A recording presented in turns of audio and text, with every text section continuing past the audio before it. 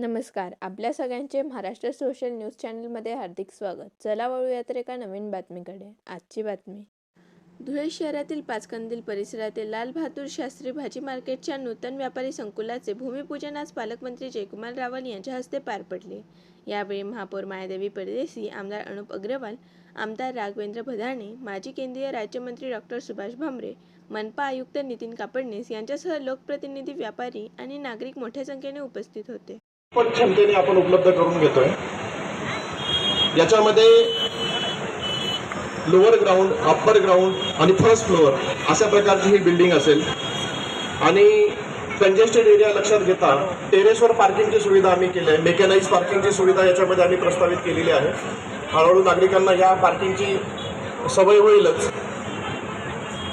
त्यानंतर सर, हे काम करताना महानगरपालिकेने सर्व प्रकारच्या परवानग्या, इव्हन स्वतःची बिल्डिंग असताना सुद्धा बिल्डिंग परमिशन अगदी प्रॉपर पद्धतीने करून सगळ्या परवानग्यांसह हा प्रकल्प सुरू केलेला आहे.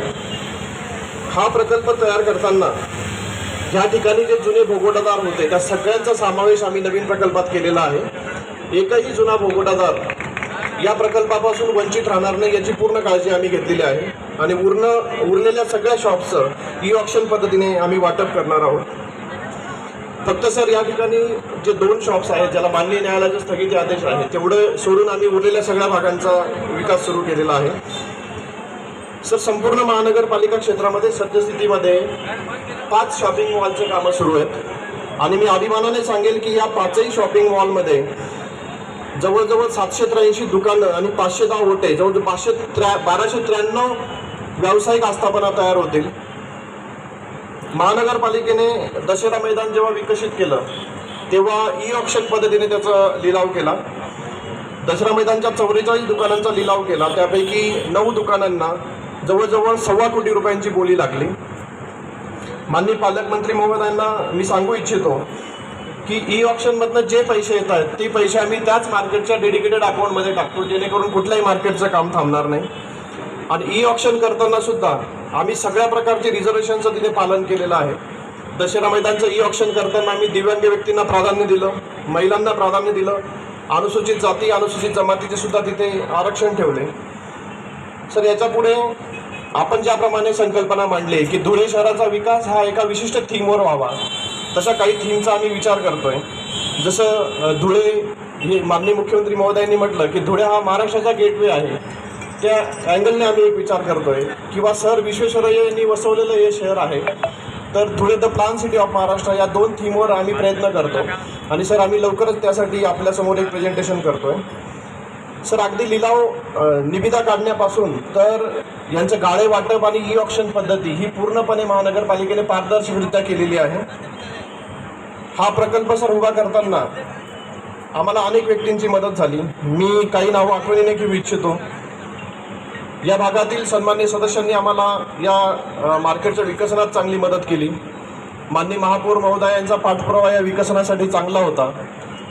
महापौर महोदयांचे चिरंजीव विकी परदेशी आणि महापौर महोदयांचे मिस्टर परदेशी साहेब हे अगदी दिवस रात्र सर इथल्या सगळे विषय संपवण्यासाठी धडपडत होते. सर्वांगीण विकासासाठी जो ध्यास उचललेला आहे ते आपले सर्वांचे नेते पालकमंत्री आदरणीय जयकुमार रावल, त्याचप्रमाणे महापौर परदेशी ताई, माजी केंद्रीय राज्यमंत्री, ज्या 100 वर्षासाठी होणारी ही अतिशय भव्य वास्तूचे साक्षीदार आणि या ठिकाणचे व्यापारी बंधू, चारी मार्केट आणि प्लस एक 5वा मार्केट म्हणजे दाना मार्केट, हे 5ही मार्केट आपण काढणार आहोत.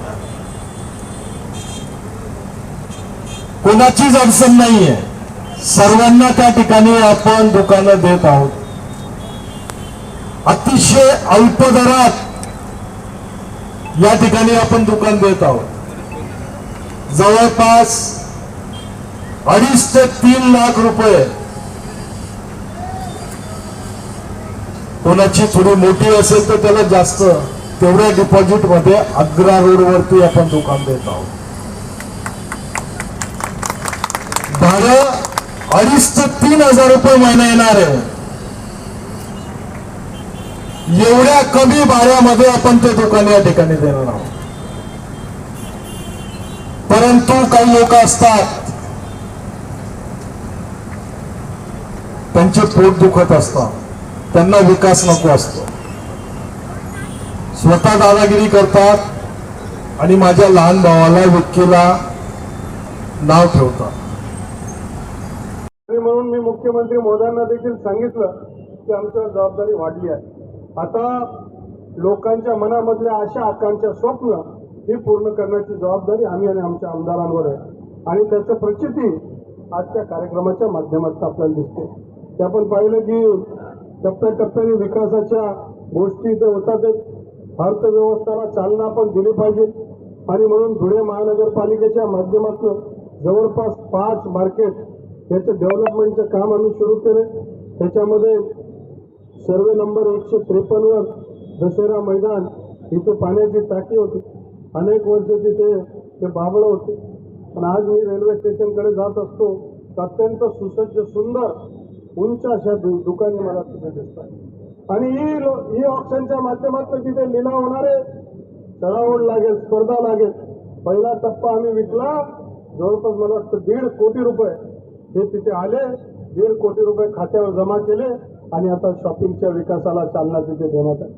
धुळे महानगरपालिकेच्या गट नंबर 3.80 फुटी रोड, गट नंबर 3 मध्ये 80 फुटे रोड इथे संत सावता माळी मार्केटचा विकास करण्याचा आम्ही चालू आहे.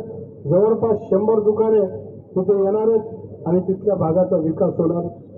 नवरंग जलकुंभ होता तिथे DPDCच्या माध्यमातून जय हिंद मार्केट हे आधुनिक सिटी सेंटर मॉल आम्ही तिथे बनवणार आहे. तिथे थिएटर असेल, रेस्टॉरंट असतील आणि मागे भाजीपालाचं मार्केट देखील तिथे असेल. ते सुद्धा काम हे वेगाने चाललंय. नवरंग जलकुंभच्या ठिकाणी भाजी मार्केटचं काम चालू आहे. जय हिंद मार्केटचं काम चालू आहे. सर्वे नंबर 73 आरक्षण क्रमांक 50 इथे देवपूरमध्ये सुद्धा एक भाजी मंडईचं काम चालू आहे.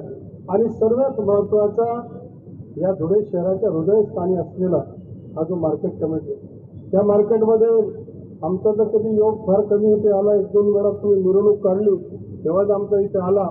परंतु याला काळाचं रूप बदलणं गरजेचं. कधी कधी व्यापारी सांगायचे की आमच्या डोक्यावर काय पडून येईल का काय अशी भीती वाटते. परंतु पोटासाठी करावं लागतं, दुकानामध्ये बसावं लागेल, जे होईल ते होईल. परंतु कधीतरी 100 वर्षानंतर आपण बदलणार आहे का?